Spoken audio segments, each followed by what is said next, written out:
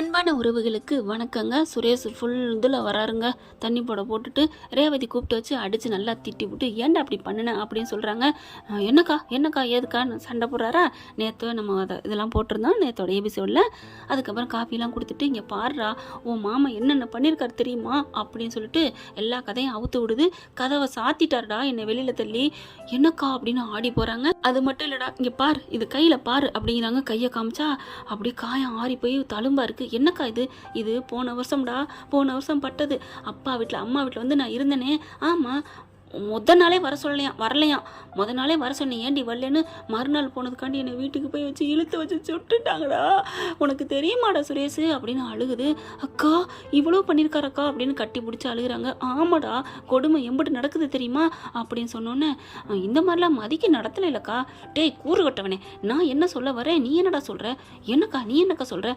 இங்கே பார், பொண்டாட்டிகளுக்கு பொண்ணுங்களுக்கு புகுந்த வீட்டில் மரியாதை கிடைக்கணும், பாசம் கிடைக்கணும்டா, அன்பு இருக்கணும். அது கிடைக்கலன்னா பாவப்பட்ட ஜென்மண்டா. இப்போ உங்கள் அக்கா கொண்டு நீ எப்படி கொதிக்கிற அப்படி தானடா அவளும். யோசிச்சு பாருடா, மதி மேலே எந்த தப்பும் இல்லைடா. எல்லாம் எனக்கு தெரியும்டா. அம்மா தாண்டா ஒன்றுக்கு ரெண்டா வேணுக்குன்னு கோல் மூட்டிருச்சு. வேணுக்குன்னு தாண்டா ஸ்டேஷனோட வச்சு சொல்லிச்சு பார்த்தியா, நாங்கள் போக சொல்லலை, அவளாத்தையும் போன சொன்னிச்சுல, அவளாத்தையும் போனான்ட்டு. அது மாதிரி தாண்டா எல்லாமே பொய்யிடா. சொன்னால் புரிஞ்சுக்கடா. அவள் என்ன டம்ளரை எடுத்து வைக்க மாட்டேன்னா சொல்லுவா. இதுதான் நான் வேணுக்குனே அவ எடுத்து வைக்க கூடாது அப்படிங்கிற நோக்கத்தோட அம்மா பேசிருக்கடா. நானே அம்மா பத்தி சொல்லுவேனா அப்படிங்கிறாங்க. அக்கா அதை விடுக்கா, மாமா இப்படி பண்ணியிருக்காரக்கா, கையை பாரு. கை மட்டுமாடா, என் தோள்பட்ட என் காலு எல்லாத்துலேயும் சிகரெட்டு இருக்குடா, தெரியுமா உனக்கு?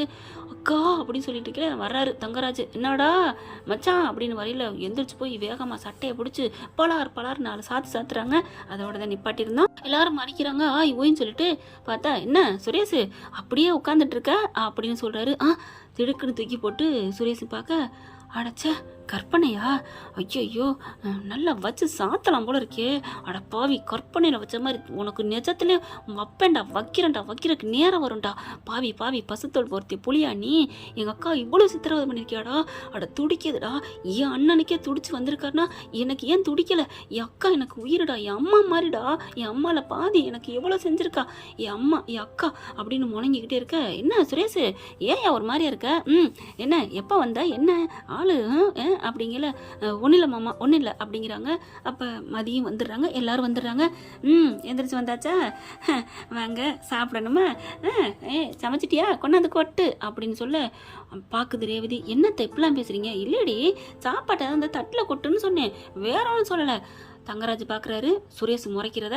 அம்மா நீ சும்மா இருமா அப்படின்ட்டு, மச்சான் மாப்பிள்ள சும்மா இரு மாப்பிள்ள, மதி தங்கச்சி வாமா சாப்பிடுவா அப்படின்னு சொல்லி சாப்பிட சொல்கிறாங்க. இல்லை பரவாயில்ல இருக்கட்டும், அட சாப்பிடுமா, ஒன்றும் இல்லை அப்படிங்கிறாங்க.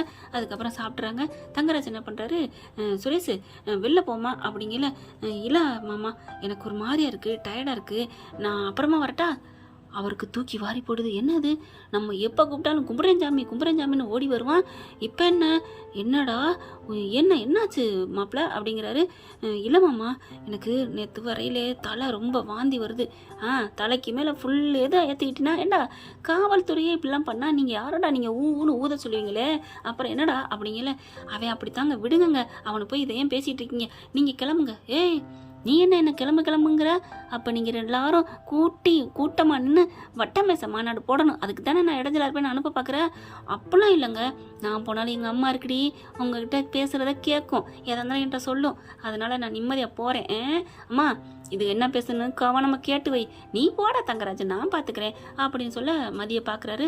இங்கே பாருமா மதி, நீங்கள் இருந்துக்கோ, நல்லா கம்ஃபர்டபுளாக இருந்துக்கோ, கொஞ்சம் புரிச்ச முன்னாட்டியே கொஞ்சம் ஒரு மனசு விட்டு பேசுங்கத்தா, ஒரு குடும்பம் நல்லா இருக்கணும். இந்த மாதிரிலாம் முறைச்சிக்கிட்டு ஸ்டேஷன்லாம் சரி நான் எதுவும் சொல்லலை, ஏன்னா முறைக்கிறாங்க மதி. அதுக்கப்புறம் தங்கராசு போயிடுறாரு. போனதுக்கப்புறம் அத்தை என்ன பண்ணுது, அப்படியே பார்த்துக்கிட்டு இருக்கு என்ன பேசுகிறாங்க ஏது பேசுகிறாங்கன்னு. மதி எனக்கு சாப்பாடு வேணான்னு போக ரேவதி பின்னாடி எடுத்துகிட்டு போகுது. தாங்குறாளுங்க, நான் சாப்பாடு வேணான்னு சொன்னால் ஒரு நாளாவது கொடுத்துருப்பாளா இந்த அத்தைன்ட்டு. எல்லாம் நடிப்பு அப்படிங்கல. சுரேஷ் என்ன பண்ணுறாங்க, ஏன் தப்பெல்லாம் பேசுகிறீங்க? நான் எத்தனை வாட்டி வந்திருக்கேன், நீங்கள் வேணான்னு சொன்னப்பெல்லாம் உங்கள் ரூமு பக்கத்துலேயே உட்காந்துட்டு அத்தை சாப்பிடுங்க அத்தை சாப்பிடுங்கன்னு எங்கள் அக்கா எவ்வளோ நாள் நின்றுருக்கு தெரியுமா? ம் இவன் இருக்கிற சொல்லிவிட்டேன்னா இவன் எல்லாத்தையும் பார்த்தவனாச்சே. சும்மா சொன்னப்பா, ஒன்றும் சொல்ல, நீ போ. ஐயோ இவன்ட்ட வேற சொல்லிட்டேனேன்ட்டு அந்த பதட்டத்தில் அது ரூமுக்குள்ளே போயிடுது. ரூமுக்குள்ளே போன கையோட இவருக்கு ஒரே சந்தோஷம். அப்பாடா தொலைஞ்சிருச்சு கிளவின்னு வேகமாக மேலே ஏறுறாருங்க. போனால் அங்கே சுரேஷ் பின்னாடி நிற்கிறாரு. ரேவதி போய் சாப்பாடை கொடுக்குது. மதி இருந்துட்டு அக்கா வேணாக்கா, ஏன் வேணாங்கிற, சாப்பிடு அப்படின்னு சொல்லி எடுத்து வைக்கிறாங்க. இப்படி வாயத்தர அப்படின்னு சொல்லி ஊட்டி விடுறாங்க. அப்படியே 2 பேரும் கட்டிக்கிறாங்க. ஏமா மதி, ஏன்டா? ஒன்றும் இல்லைக்கா, எனக்கு எவ்வளோ கஷ்டமாக இருக்குது தெரியுமா? சரி விடு, எங்கள் அம்மா தான், எனக்கு தெரியாதா என்ன? அவங்கள பற்றி எனக்கு தெரியும். நான் ஒன்றுமே சொல்லலைக்கா. நான் 2 வாட்டி அப்படியே தொண்டையை செரும்புறாங்க.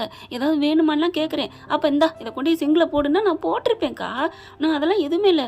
வேணுக்குன்னு அலக்கழிச்சிட்டு என்னாடி உன் புருஷன் வச்சுட்டு போயிட்டான், எடுத்து போடலையான்னு கேட்டால் நான் என்னன்னு கேட்குறேன். எனக்கே தெரிலக்கா.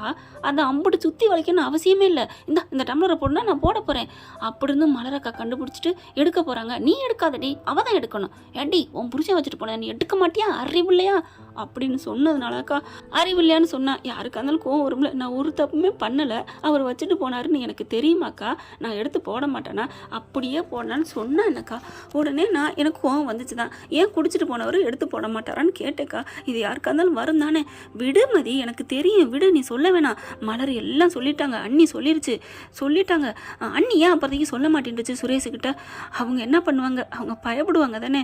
அதுக்கப்புறம் நானாவது துணிச்சலாக தைரியமாக பேசுகிறேன். ஆனால் மலர் பேச மாட்டாங்க. அதனால தான் பயத்துட்டு நின்றுட்டாங்க. அப்படி இருந்து வாயை திறக்க வந்தப்போ மலர் நீ பேசாதேன்னு சொல்லிவிட்டாங்க. அப்புறம் எப்படி பேசுவாங்க? அதுக்கப்புறம் பொய்யா என் நெஞ்சு வலி வந்துருச்சுன்னு சொல்கிறாங்க. இந்த வீட்டை விட்டு அவள் போகிறேங்கிறாடாங்கிறா. நீ பிள்ளைய பெற்றதுக்கு அனுபவின். நான் இதெல்லாம் சொல்லவே இல்லைக்கா, என்னை நம்புங்கக்கா. மதி, உன்னை பற்றி எனக்கு தெரியும்டா, நீ நேர்மையானவமா. நீ ஒன்றும் செய்யாத, பேசாமல் இரு. அந்த வீட்டுக்கு நீ தான் சரியான மணி கட்டணும். அது பூனை, யாருக்கும் அடங்காத பூனையாக இருக்கிறாங்க. உன்னால முடியும் மதி அப்படிங்கல. அக்கா நீங்களா பேசுறீங்க? அது உங்க அம்மாவா இருந்தானே, ஆட்டுக்குட்டியா இருந்தானே, நீதி தான் எனக்கு முக்கியம். ஒன்ன மாதிரி தான் நானும். அக்கா அப்படின்னு கட்டிக்கிறாங்க. நீ பயப்படாத, என் தம்பி ரொம்ப நல்லவர்னு தான் அக்காவும் சொல்றாங்க. ஆனா கொஞ்சம் கூட புரிஞ்சுக்கலையே. ஐயோ எங்க அம்மா அப்படி சொல்லி வச்சிருக்காப்பா, எடுத்து சொன்னா புரிஞ்சுக்குவான்.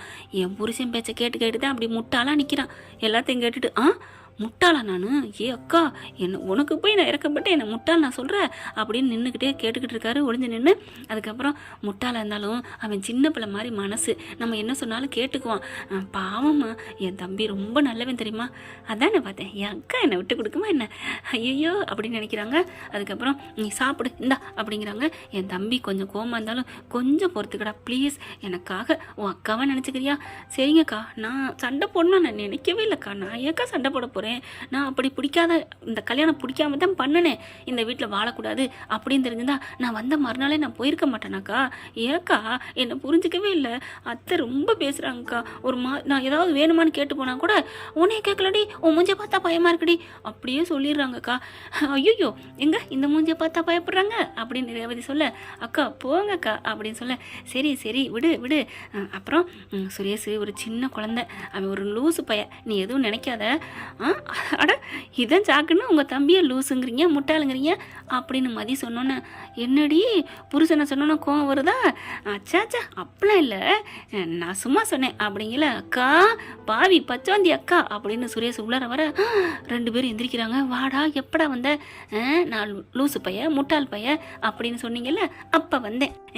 இல்லைடா தம்பி சும்மாடா அப்படின்னு சொல்ல, அக்கா ஒன்று ஐயோ அடிக்கிறான் தங்கராசு மாமா வாங்க. ஐயோ மாமாவா அப்படின்னு சொல்லிட்டு, மாமா வந்தா எனக்கு என்ன, எனக்கு ஒன்றும் பயம் இல்லையே. டேய் எப்போ இருந்தடா? அப்போ மாமா வந்தா பயப்பட மாட்டியா என்ன? நான் பயப்பட மாட்டேனே. வாங்குங்க, எப்போ வந்தீங்க அப்படின்னு திரும்பி கேட்க, மாமா வந்துட்டாரா அப்படின்னு பயத்தோடு திரும்புகிறாரு சுரேஷ். யாரோ ஒருத்தவங்க சொன்னாங்க பயப்பட மாட்டேன்னு, இப்போ என்ன? ரேவதி கலாய்க்கிறாங்க. அக்கா அப்படின்னு சொல்லிட்டு விரட்ட, ஐயோ மதி என்னை காப்பாற்றுன்னு சொல்ல, மதிக்கு பின்னாடி அப்படிங்கிட்டு ஒளிகிறாங்க. இவரும் செல்லமாக பிடிக்க, இங்கிட்டு பிடிக்க கரெக்டாக மலர் இங்கிட்டு மதி, அதாவது ரேவதி இங்கிட்டு ஒதுங்குறாங்க. ஒதுங்கின கையோட ரேவதியை பிடிக்க போகிறேன்ட்டு மதியோட சேர்ந்து பயந்து மெத்தையில் புதக்கடின்னு 2 பேர் விழுந்துடுறாங்க. மலர் மதி அப்படி பார்க்க, சுரேஷும் பார்க்க ரேவதிக்கு ஒரு மாதிரி ஆகுது.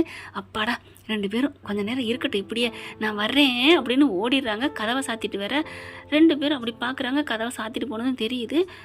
ஏன்னா சுரேஷ் மனசில் மதியை பற்றி இப்போ கொஞ்சம் நல்ல எண்ணம் வந்துருச்சு. அதே மாதிரி மதிக்கும் ரேவதி சொல்லியிருக்காங்க இல்லையா, ரொம்ப நல்லவன் பாவம் அப்படி புருஷங்காரன் சொல்லி வச்சுட்டான்னு. அதனால கொஞ்சம் கொஞ்சம் ஒரு இடம் கொடுக்க ஆரம்பிக்கிறாங்க. புருஷன்தான் இனிமேல் நம்ம தான் வாழ வச்சு பார்க்கணும், அவன் மனசை மாற்றணும் அப்படிங்கிற நிலைமைக்கு வந்துட்டாங்க. இருந்தாலும் புருஷன் மேலே விழுந்துட்டார்ல, ஒன்றும் பண்ண முடியல. ஒரு 2 செகண்டு ஒருத்தர் கண் டு கண் நோக்கி பார்த்துக்கிறாங்க. அப்புறமா எந்திரிங்க அப்படிங்கிறாங்க. ஐயோ இவன் மேலே விழுந்துட்டோம் அப்படின்னு அப்படியே திரும்பி எந்திரிக்க பார்க்குறாரு. எந்திரிக்க முடியல. அப்படியே 2 பேரும் ஒன்றா ஒரே மாதிரி மல்லாக்கப்படுத்திருக்காங்க. மதி தான் டக்குன்னு எந்திரிச்சிடுறாங்க. எந்திரிச்சிட்டு அப்படி தள்ளி நிற்கிறாங்க.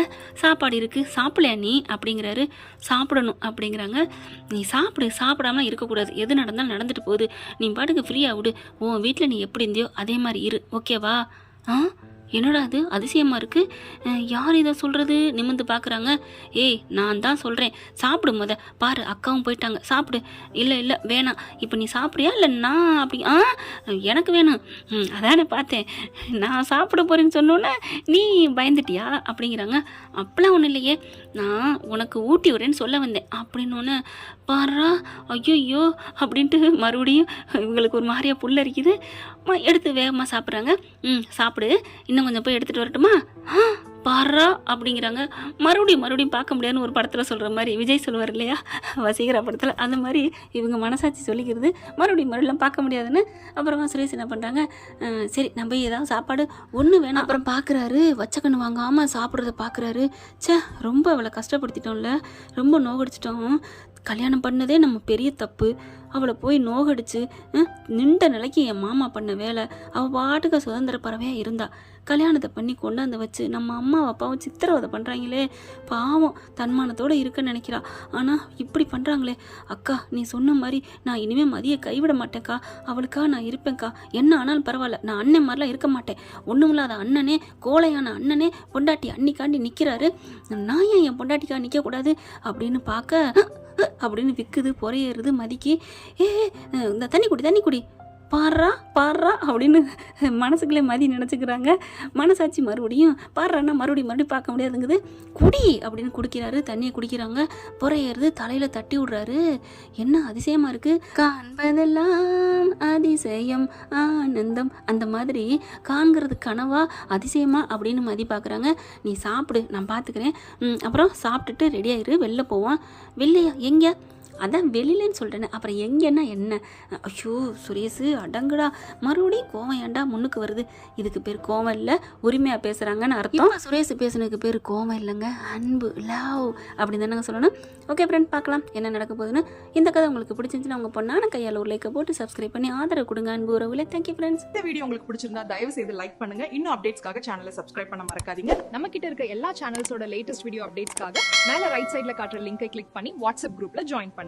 உங்களிடம் விடைபெறுவது நான் உங்கள் மெஹர்.